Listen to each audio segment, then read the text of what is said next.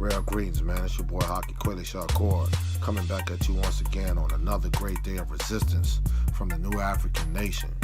On this day, 1818, from April 16th to the 18th, the Battle of the Suwanee River took place.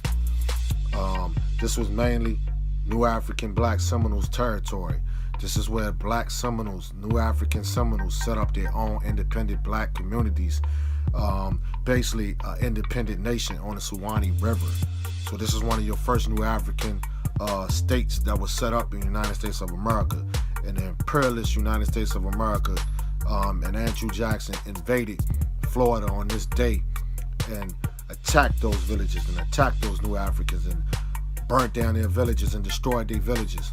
And they fought them off as long as they could. Chief Billy Bowlegs of the native indigenous Seminoles held it down for as long as he could, and the Black Seminoles held it down far as they could. So this is also what we call the Guerilla African Wars, man, which is called the Black Seminole Wars or the Seminole Wars, but we prefer to call it the Guerilla African Wars because we know the majority of these Black Seminoles or Seminoles period were New Africans. You see what I'm saying? In the majority, because a lot of our ancestors escaped slavery and ran down there and set up their own independent New African nation, which is the New African Black Seminole Nation. You see what I'm saying? Which was a mix of Africans and, you know, some indigenous mixing was going on there with the natives. But overall, they were runaway New African black slaves from the upper South that escaped slavery to the deeper South. And they defended themselves, man, to the end against the imperialist United States government. See, these are some of the first periods of time that the New African Nation was formed, because a lot of people want to know, where did the New African Nation come from? Well, here you have it.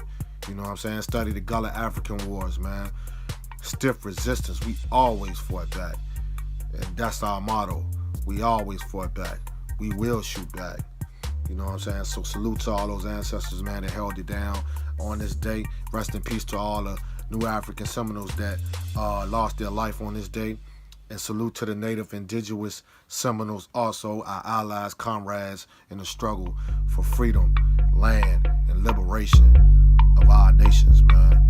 And to smash the capitalist system of slavery and smash the system of imperialism, man, and smash 21st century slavery, man. So shout out to all those ancestors, man. The Guerilla Africans, New African Nation, free land.